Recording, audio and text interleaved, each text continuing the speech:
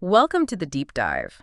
Today, we're plunging into the fascinating world of a plant known by, well, quite a few names actually. You might know it as the drumstick tree or maybe the horseradish tree, Hmm. but the really compelling ones are the miracle tree or even the tree of life. Right. And here in Sri Lanka, where it's, just a part of everyday life, it's simply Moringa. Exactly. We're talking, of course, about Moringa oleifera. And it's got this amazing history, hasn't it? For literally millennia, this slender, fast-growing tree has been deeply woven into traditional healing. Think Ayurveda in India and Sri Lanka's own indigenous system, Dishya Chikitsa. Yeah. But what's really striking is how it's now kind of front and center in this huge global wellness trend. It's earned that superfood label, and now there's real science backing it up. That's precisely why we wanted to do this deep dive. It's this dual narrative, ancient wisdom meeting modern science. So our mission today is to unpack all of that. We'll give you the essential nuggets on the science behind the superfood status, look at how Sri Lanka is really well positioned in the booming global market, and trace that whole journey from the soil right to the shelf, including, the economic side, the challenges and the opportunities. Absolutely. By the end, you should have a really solid understanding of this incredible plant. Okay, so let's start with that superfood reputation. I mean, there are loads of leafy greens out there. What makes moringa, well, stand out? It really comes down to its nutritional density. It's quite extraordinary. Take the protein, for instance. Okay. Dried moringa leaves can be nearly 30% protein by weight. That's huge for a plant. But here's the kicker. It's a complete protein, A complete protein. meaning it has all 9 essential amino acids, the ones your body can't make itself. That's incredibly rare for a plant source.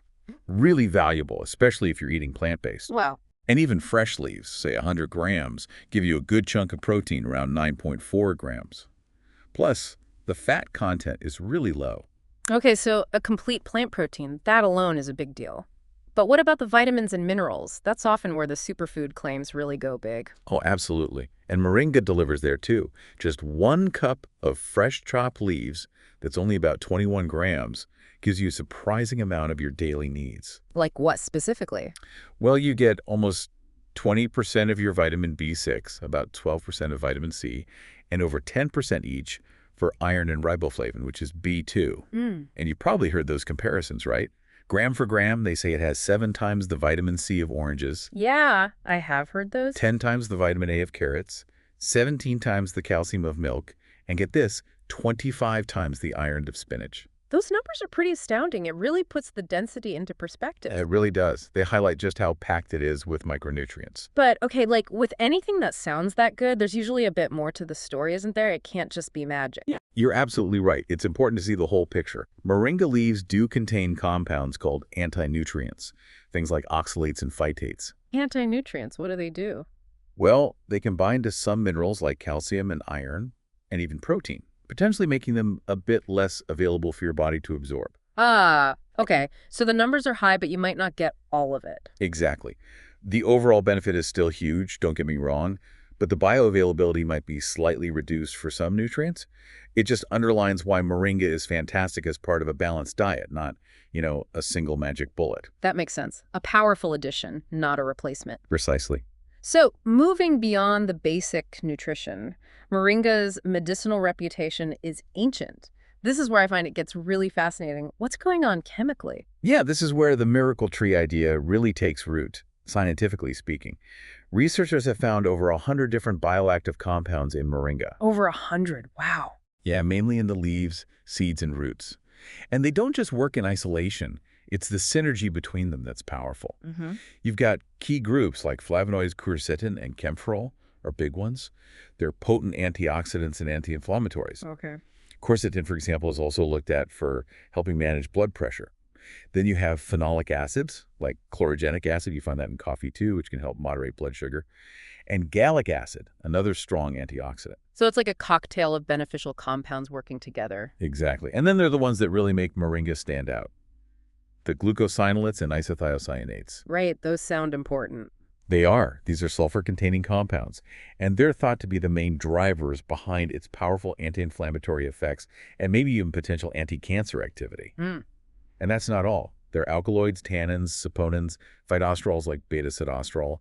It's like a whole natural pharmacy in one plant. Okay, so with this arsenal of compounds, what does the actual evidence say about health benefits? Where are we seeing solid proof versus, just promising leads? Good question. The antioxidant activity is probably the most well-established. Lots of lab work, animal studies, and even some good human data show it can boost antioxidant levels in the blood. So protecting cells from damage. Exactly. Then for its anti-inflammatory properties, the lab and animal evidence is really strong. These compounds inhibit the enzymes and pathways that cause inflammation. Human data is still a bit limited, but what we have looks very promising. Right, and what about those big claims? Diabetes management, heart health. Okay, so for glycemic control or anti-diabetes potential, Huh? it's promising, but a bit mixed in human trials so far. Mixed how? Well, some studies, especially in pre-diabetics, have shown significant drops in fasting blood sugar and HbA1c. That's your long-term sugar marker. The idea is it might inhibit enzymes that digest carbs or maybe improve insulin sensitivity. But other trials, particularly in people already diagnosed with type 2 diabetes, haven't found such a strong effect. So more research is definitely needed there. I see. And heart health, cholesterol. There, the animal data is quite compelling. Studies show reductions in LDL, the bad cholesterol, and less plaque buildup in arteries. One study even compared it favorably to a statin drug. Really? Wow, yeah. But again, human studies are more limited, showing sort of modest positive effects. So promising, but needs more human trials. It definitely sounds like an active area of research, though. Oh, absolutely. Yeah. There are ongoing clinical trials looking at Moringa for iron deficiency anemia during pregnancy, how it affects breast milk nutrition, even as a supplement for HIV/AIDS patients, though that needs careful study for interactions. Science is definitely trying to catch up to centuries of traditional use. Which is a perfect transition. Let's talk about the traditional use. How deeply rooted is Moringa in systems like Ayurveda and Sri Lanka's own traditional medicine? Oh, deeply. Long before labs and clinical trials, Moringa was a pharmacy staple.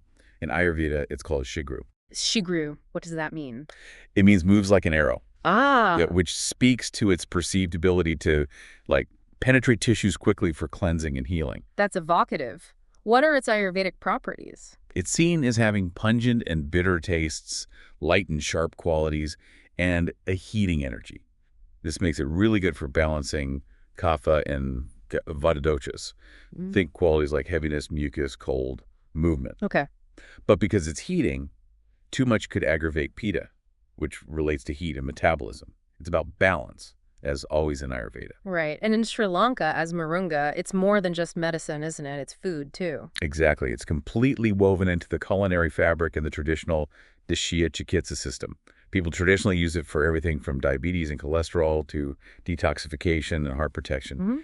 The leaves and pods are common remedies for preventing asthma or mucus buildup, and it's calcium and iron, recognized for ages for bone and blood health. Plus those anti-inflammatory, antibacterial properties, they're all part of its traditional profile there. It's amazing how the traditional uses often map onto the scientific findings later on. It really is. But this potency brings up a really important question. Safety. Just because it's natural doesn't mean it's safe for everyone or in any amount, right? Absolutely. Critical point. While the leaves, pods, and seeds are generally safe when eaten as food, you have to be careful. The root and its extracts, potentially toxic. They contain alkaloids like spirochen. Okay, so avoid the root. Definitely. And crucially, especially for women, the bark, roots, and even the flowers can potentially cause uterine contractions. That means a risk of miscarriage, so they should be strictly avoided during pregnancy. That is vital information. What about the leaf powder, the supplement form that's so popular? Even with the leaf powder, moderation is key. Taking huge amounts can cause digestive issues, diarrhea, nausea, that kind of thing. Right. And while some studies suggest it might protect the liver, there's a theoretical concern that very high doses over a long time could potentially strain the liver or kidneys. So if you have pre-existing issues there, definitely talk to your doctor. And there have been extremely rare reports of serious reactions, like Stevens-Johnson syndrome, but again, very rare. And interactions with medications. That seems like a minefield with something this bioactive. It really is. This is a major area for caution. Because Moringa can affect blood sugar, combining it with diabetes meds could lead to hypoglycemia, dangerously low blood sugar. Makes sense. Same logic with blood pressure meds. Combining them could cause hypotension, blood pressure dropping too low. Okay. There's also evidence it might interfere with thyroid medications, potentially making drugs like levothyroxine less effective. And maybe the broadest concern is its potential interaction with liver enzymes, specifically the cytochrome P450 system. Right, the system that processes most drugs. Exactly. If Moringa inhibits those enzymes, it could mess with the levels and effects of many different medications. So the bottom line is? The bottom line, Moringa is potent. If you're on any medication, especially for a chronic condition like diabetes, high blood pressure, or thyroid issues, you absolutely must talk to your doctor or pharmacist before adding Moringa supplements. Don't self-prescribe. Really crucial advice. Okay, let's pivot now to the economic story. We've talked about the plant, the science, the traditions, but Moringa is also becoming big business, and Sri Lanka seems uniquely placed. What makes Sri Lanka so good for growing it? Well, fundamentally, it's the agroclimatic conditions. Sri Lanka's tropical, subtropical climate, those ideal temperatures between 25-35 degrees C, the well-drained sandy soils, particularly in the north and east. It's perfect Moringa territory. Right. And increasingly, there's this focus on organic and sustainable farming, often on smaller traditional farms. That really aligns with what global consumers are looking for. And wasn't there a specific famous type of Moringa from Sri Lanka? Yes, the Jata Moringa. It's famous for its incredibly long pods, sometimes up to 12 feet long. 12 feet, wow. Yeah, pretty amazing. Of course, there are challenges like fungal diseases, but the growing conditions are a major strength. And the processing. You mentioned how important that is for quality, especially for the powder. Absolutely meticulous. Harvesting, washing, stripping leaves. Then the crucial step, shade drying, no direct sun, because that destroys vitamins like A and C. Oh, okay. Then it's grinding, sieving to get that fine powder, and immediate packing in airtight, light-proof bags. Quality control is key. And for the oil, the bin oil, that's different. Totally different process. Yeah. You harvest mature pods, shell them for the kernels, and then the gold standard is cold pressing. Cold pressing, why is that important? It avoids heat and chemicals, which preserves all the delicate nutrients, antioxidants, and the natural flavor of the oil. Then it's just filtered and settled. It yields a really high-quality oil. So you've got the ideal growing conditions, the careful processing. But let's look inside Sri Lanka's industry. How does the value chain work? Who benefits most? Well, this is where we see a pretty stark imbalance.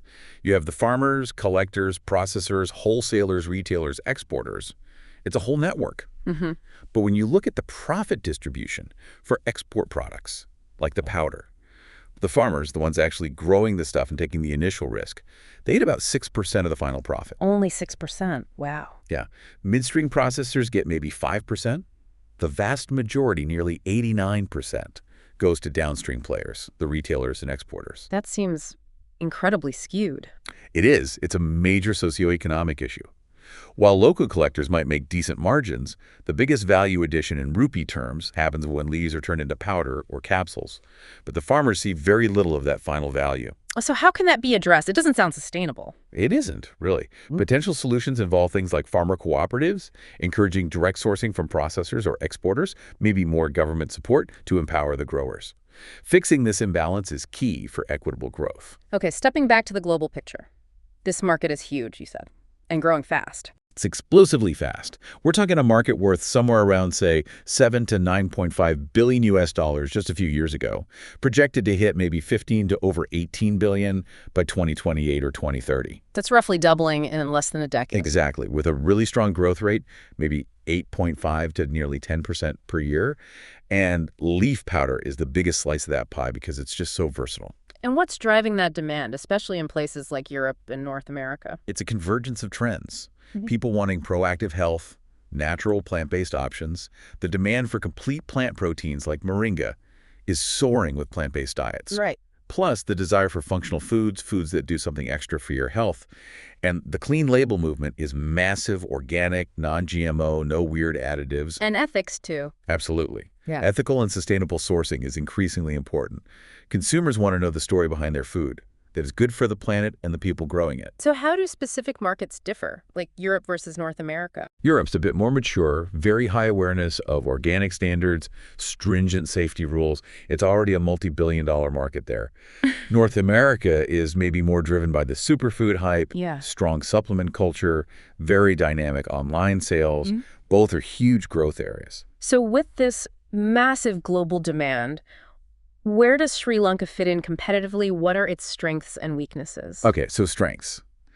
Those perfect growing conditions, the organic reputation, the cultural connection, and already having the know-how for value-added products like powder and oil. Right. Weaknesses. That skewed value chain we talked about. The fact that Moringa is still kind of an underutilized crop domestically. Low awareness of the high-value products within Sri Lanka itself, plus general agricultural supply chain hurdles. And the big opportunities and threats. Opportunities obviously tapping into that huge, growing global market that wants exactly what Sri Lanka can offer. Quality, organic, ethical products. Potential for even more value addition, like in cosmetics. The biggest threat, competition, especially from India. India is the giant in terms of volume, producing over 80% of the world's moringa. 80%. So how can Sri Lanka possibly compete with that? That's the key question. And the answer isn't about volume. India dominates the bulk raw material market. Sri Lanka's opportunity lies in value and quality. Explain that. India exports tons of raw moringa, often unbranded.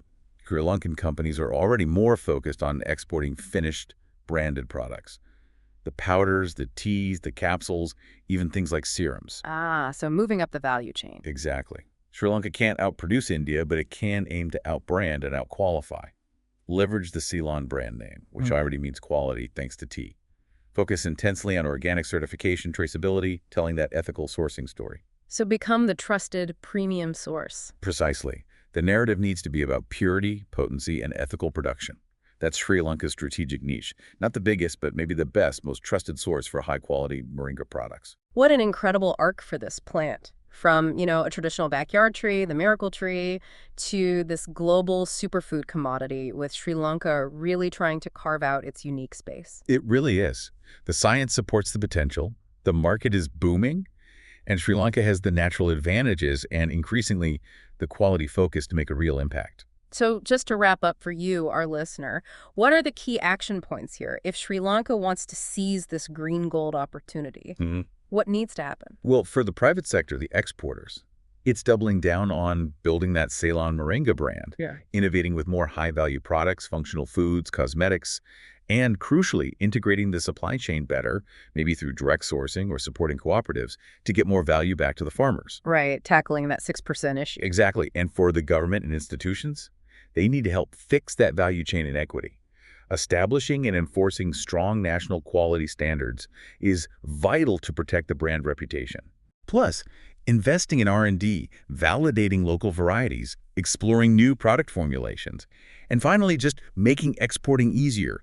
Cutting down that processing time from weeks to days would make a huge difference. It really brings it all together. The plant's potential, the market demand, and the steps needed to connect them equitably and sustainably. Yeah. It leaves you with a thought, doesn't it? What does it really mean when an ancient, humble plant from a small island like Sri Lanka suddenly becomes this global powerhouse superfood?